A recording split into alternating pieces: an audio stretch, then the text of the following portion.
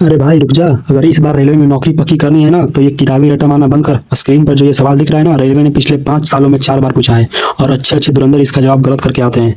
अगर सच में तैयारी कर रहे हो और दम है तो बिना गूगल किए इसका सही उत्तर कमेंट में। कैसे हैं आप सब? स्वागत है आपका अपने चैनल एसएससी विद पवन पर। दोस्तों, रेलवे के एग्जाम में जनरल साइंस का क्या लेवल होता है ये तो आप सब अच्छे से जानते हैं। आज की वीडियो में हम साइंस के वो टॉप 15 सबसे महत्वपूर्ण सवाल करने वाले हैं जो आरआरबी, एनटीपीसी, एएलपी, टेक्नीशियन और ग्रुप डी में एक बार नहीं, 2 बार नहीं, बल्कि पिछले कुछ सालों में 3 से 4 बार लगातार रिपीट हुए हैं। अगर आप इस बार रेलवे में अपनी एक सीट पक्की करना चाहते हैं तो आज के इस लाइव मॉक टेस्ट को पूरा एंड तक देना और देखना कि आप इन 15 में से कितने सवालों को सही जवाब दे पाते हैं। तो चलिए बिना एक सेकंड बर्बाद किए शुरू करते हैं आज के धमाकेदार सेशन को और चलते हैं हमारे सबसे पहले कड़क सवाल पर। तो पहला सवाल हमारा है, सबसे पहले टॉप 15 का क्वेश्चन हम देखने वाले हैं जो वायरल पीवाईक्यू हैं और क्या है, मोस्ट रिपीटेड हैं। पिछले 3-4 सालों में कम से कम 5-6 बार पूछा ही गया है। चलिए बताइए पहला क्वेश्चन आपका है कि ध्वनि की गति सबसे अधिक किस माध्यम में होती है। ध्वनि की जो गति होती है सबसे अधिक किस माध्यम में होती है। एक नज़र आप अपना यहाँ भी दौड़ा दीजिए, एक नज़र यहाँ भी देख लीजिए कि किस में पूछा गया है। आरआरबी, एनटीपीसी में पूछा गया और किस साल पूछा गया। 21 में पूछा गया, 18 में पूछा गया और 22 में पूछा गया। अर्थात 3 साल क्वेश्चन पूछा गया है कि ध्वनि की गति सबसे अधिक किस माध्यम में होती है। यहाँ भी देख सकते हो कि किस में पूछा गया है, एनटीपीसी 2021, ग्रुप डी 18 और 22 में पूछा गया है। तो बताओ इसका सही आंसर क्या होगा। इसका सही आंसर बताओ क्या होगा। देखो, तो जो ध्वनि की गति होती है ना वो सबसे अधिक किस में होती है। ध्वनि की जो गति होती है वो सबसे अधिक किस में होती है, तो इस्पात में होती है ना। इस्पात में ध्वनि की जो सबसे अधिक, देखो ध्वनि एक अनुदैर्ध्य तरंग है और ध्वनि की गति ना निर्वात में, ध्वनि जो है ना वो कभी भी निर्वात में सफ़र कर ही नहीं सकती। ध्वनि कभी भी निर्वात में सफ़र कर ही नहीं सकती क्योंकि एक अनुदैर्ध्य तरंग है।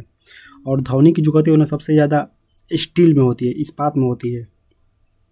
चलिए दूसरा क्वेश्चन, अगला क्वेश्चन है कि मानव शरीर की किस ग्रंथि को मास्टर ग्रंथि कहा जाता है। एएलपी 2018, एनटीपीसी 16 और ग्रुप डी 2022 का क्वेश्चन है। 3 बार ये क्वेश्चन रिपीट हुआ है। तो बताओ कौन सा ऑप्शन होगा। मानव शरीर की किस ग्रंथि को मास्टर ग्रंथि कहा जाता है। किस ग्रंथि को मास्टर ग्रंथि कहा जाता है, तो किस ग्रंथि को मास्टर ग्रंथि कहा जाता है, तो पीयूष ग्रंथि को मास्टर ग्रंथि कहा जाता है ना। पीयूष ग्रंथि को मास्टर ग्रंथि कहा जाता है।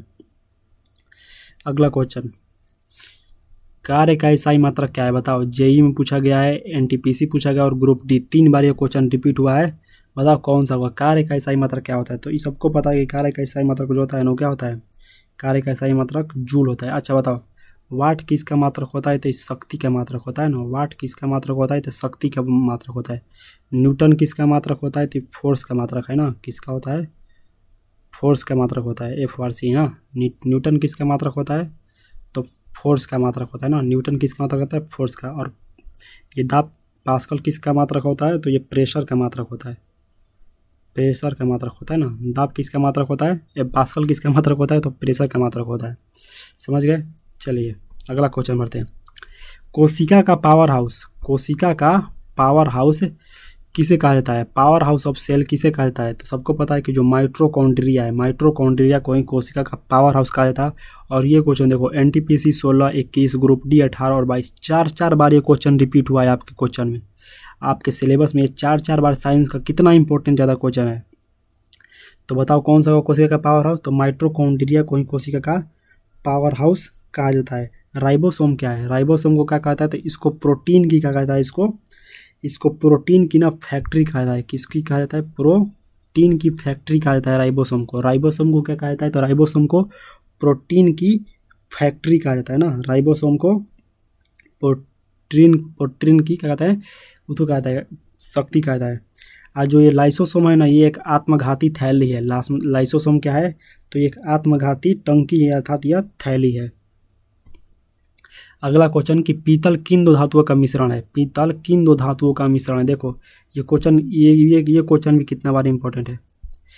एएलपी 2018, एनटीपीसी 21 और ग्रुप डी 2018 का बहुत ज़्यादा इंपॉर्टेंट क्वेश्चन। बताओ कि पीतल, देखो जब भी पूछे आपसे पीतल, जब भी आपसे पूछे पीतल, बस 2 चीज़ याद रखना, पिताजी। क्या याद रखना, पिताजी, पिताजी, पिताजी। पीतल पूछे तो पिताजी। अब देखो कैसे पिताजी, इसका ट्रिक है, कैसे पिताजी हुआ देखो, तो इसका ट्रिक है। पी से आपका पीतल हो गया और ता से हो गया तांबा, ता से हो गया तांबा और जी से होगा क्या, जिंक। जी से क्या हो गया, जस्ता, जिंक कह रहे हैं जस्ता। जी से क्या हो गया, जस्ता। तो जो पीतल है ना वो तांबा और जस्ता का मिश्रण है, तांबा और जस्ता का मिश्रण। जो पीतल है वो तांबा और जस्ता का मिश्रण है। पिताजी से याद आता है ना, पिताजी से याद आता है। पी मतलब हो गया पीतल, ता से तांबा और जी से जस्ता। अगला क्वेश्चन, प्रकाश वर्ष निम्नलिखित में से किसकी इकाई है। प्रकाश वर्ष जो किसकी इकाई है। जूनियर इंजीनियरिंग 2019, एनटीपीसी 16 और ग्रुप डी 2022 में पूछा गया। सब क्वेश्चन देखो पिछले ये जो क्वेश्चन ना पिछले 3-4 साल के क्वेश्चन है, लेकिन हर एग्जाम में पूछा गया। वो जेई हो, एनटीपीसी हो, ग्रुप डी हो, टेक्नीशियन हो या कोई भी एग्जाम हो रेलवे का, हर समय पूछा ही जाता है, क्योंकि जनरल साइंस का बहुत ही ज़्यादा इंपॉर्टेंट है रेलवे के एग्जामों में। तो प्रकाश वर्ष किसका मात्रक है, तो प्रकाश वर्ष सबको पता है कि प्रकाश वर्ष दूरी का मात्रक है ना। प्रकाश वर्ष किसका मात्रक है, दूरी का मात्रक है। अच्छा बताओ कि दूरी नापने की सबसे बड़ी इकाई क्या होती है। अगर हमें दूरी का निकालना है तो दूरी नापने की सबसे बड़ी इकाई क्या होती है। दूरी नापने की सबसे बड़ी इकाई क्या होती है, तो पारसेक होती है ना, पारसेक होती है। क्या होता है, पारसेक। अच्छा एक पारसेक में कितना होता है, तो एक पारसेक में 3.26 लाइट ईयर होता है ना, 3.26 लाइट ईयर होता है एक पारसेक में। और ये दूरी की सबसे बड़ी मात्रा है कौन सी, पारसेक। अगला क्वेश्चन 7 नंबर, आधुनिक आवर्त सारणी में तत्वों को बढ़ते क्रम में व्यवस्थित किया गया है। आधुनिक आवर्त सारणी में तत्वों को किसके बढ़ते क्रम में व्यवस्थित किया गया है। परमाणु द्रव्यमान, परमाणु संख्या, परमाणु त्रिज्या, फिर न्यूट्रॉन की संख्या। 7 नंबर का आंसर बताओ क्या होगा। तो 7 नंबर का सबको पता है कि 7 नंबर का आंसर क्या हो जाएगा कि आधुनिक आवर्त सारणी का है ना। आधुनिक आवर्त सारणी में किस टाइप में रखा गया है, तो परमाणु संख्या में। और यही पूछता अगर कि अगर जो मॉडर्न जो हमारा है, मॉडर्न का क्या हो गया, परमाणु संख्या। लेकिन अगर यही पूछता कि जो हमारा मतलब मेन है, जो पहले हमारा आवर्त सारणी था, तो उससे रखा गया था किसमें, परमाणु द्रव्यमान में ना, उससे नापा गया था परमाणु द्रव्यमान। लेकिन जो हमारा आधुनिक है, जो मॉडर्न पीरियोडिक टेबल है, उसे परमाणु संख्या के आधार पर क्या किया गया है, व्यवस्थित किया गया है। विटामिन सी की कमी से कौन सा रोग होता है, तो विटामिन सी की कमी से स्कर्वी रोग होता है। अच्छा रतौंधी कौन सी कमी से होता है, तो विटामिन 1 की कमी से ना, विटामिन ए की कमी से रतौंधी रोग होता है। बेरी विटामिन बी की कमी से होता है बेरी रोग। अगला क्वेश्चन कि वाहनों के पीछे दृश्य देखने के लिए किस दर्पण का उपयोग करते हैं। यह भी क्वेश्चन 3 बार पूछा गया है। कि बताओ वाहनों के पीछे का दृश्य देखने के लिए किस मिरर का उपयोग किया जाता है। तो क्वेश्चन नंबर 9 का कौन सा होगा, तो उत्तल दर्पण ना, कॉन्वेक्स मिरर का उपयोग किया जाता है। ये भी क्वेश्चन बहुत ही ज़्यादा इंपॉर्टेंट है। वाहनों के पीछे का दृश्य देखने के लिए किसका उपयोग किया जाता है, तो उत्तल दर्पण का उपयोग किया जाता है। अगला क्वेश्चन, गुरुत्वाकर्षण का सार्वत्रिक नियम यूनिवर्सल ऑफ ग्रेविटेशन किसने दिया था। तो बताओ कौन सा गुरुत्वाकर्षण का सार्वत्रिक नियम यूनिवर्सल ऑफ ग्रेविटेशन किसने प्रतिपादित किया था। यह क्वेश्चन भी 3 बार पूछा गया। एनटीपीसी 21, ग्रुप डी 18 और 22 में पूछा गया कि बताओ गुरुत्वाकर्षण का सर्वाधिक नियम किसने प्रतिपादन किया था। तो सबको पता है सर, हमारे न्यूटन जी। किसने किया है, न्यूटन जी ने इसका प्रतिपादन किया था। उन्होंने क्या दिया था कि जो एफ होता है ना सर, वो जो एफ होता है वो जी आपका m1 इंटू m2 अपॉन में r² होता है ना, m1r² होता है। जी क्या है, तो जो आपका है ना वही है सार्वत्रिक नियम, यूनिवर्सल ऑफ ग्रेविटेशन है। अगला क्वेश्चन 11 में प्रतिरोध का SI मात्रा क्या होगा। ये भी क्वेश्चन भी देखो 3 बार पूछा गया। कितना ज़्यादा इंपॉर्टेंट क्वेश्चन है, कितना ज़्यादा इंपॉर्टेंट क्वेश्चन है कि प्रतिरोध का SI मात्रा क्या होगा। बताओ प्रतिरोध का SI मात्रा क्या हो जाएगा, तो प्रतिरोध का SI मात्रा क्या हो जाएगा, ओम हो जाएगा ना। प्रतिरोध का SI मात्रा। अच्छा भी बराबर क्या होता है, देखो ओम चाचा ने ना एक नियम दिया था जिसे ओम का नियम कहता है। उन्होंने उस नियम में बताया था कि जो भी होता है ना, वो भी बराबर क्या होता है, IR होता है। भी बराबर IR होता है। अगला क्वेश्चन, चींटी के डंक में कौन सा अम्ल पाया जाता है। 3 बार क्वेश्चन ये पूछा गया है, बहुत ही ज़्यादा इंपॉर्टेंट क्वेश्चन है कि चींटी के डंक में कौन सा अम्ल पाया जाता है। तो चींटी के डंक में फार्मिक अम्ल पाया जाता है। और इस फार्मिक अम्ल को ही ना मेथेनोइक अम्ल भी कहा जाता है। कौन सा कहा जाता है, मेथेनोइक अम्ल भी कहा जाता है। इस फार्मिक अम्ल को ही मेथेनोइक अम्ल भी कहा जाता है। लैक्टिक अम्ल किस में पाया जाता है, इसका जवाब हमें क्या करना, कमेंट में बताना कि लैक्टिक अम्ल किस में पाया जाता है। अगला क्वेश्चन कि LPG रसोई के मुख्य घटक है। बताओ LPG का मुख्य घटक क्या है। LPG रसोई से लिक्विड पेट्रोलियम गैस है, उसका मुख्य घटक क्या है। 3 बार यह भी पूछा गया है। बताओ LPG का मुख्य घटक क्या है, तो प्रोपेन और ब्यूटेन जो है वो LPG के मुख्य घटक है। अगला क्वेश्चन 14 नंबर कि मानव रक्त का पीएच मान क्या होता है। मानव रक्त का पीएच मान क्या होता है, तो मानव रक्त का पीएच मान 7.4 होता है। और ये भी देखो एनटीपीसी 21, ग्रुप डी 18, एएलपी 2018 का बहुत ही ज़्यादा इंपॉर्टेंट क्वेश्चन है कि मानव रक्त का पीएच मान क्या होता है, तो 7.4 होता है मानव। अच्छा, अगर 7 से अधिक पीएच मान हो तो वो कैसा होता है, तो वो क्षारीय होता है ना, वो कैसा होता है, क्षारीय होता है। और अगर 7 से कम हो, अगर 7 से कम हो, 7 से कम हो तो 7 से अगर कम हो तो वो अम्लीय होता है ना, 7 से कम हो तो अम्लीय होता है। और अगर 7 हो तो वो उदासीन होता है, 7 हो तो उदासीन होता है, समझ गए। 7 से कम अम्लीय, 7 से अधिक क्षारीय और 7 हो तो वो उदासीन होता है। तो रक्त कैसा होता है, तो रक्त कैसा होता है, रक्त 7.4 इसका पीएच मान होता है, अर्थात यह क्षारीय होता है।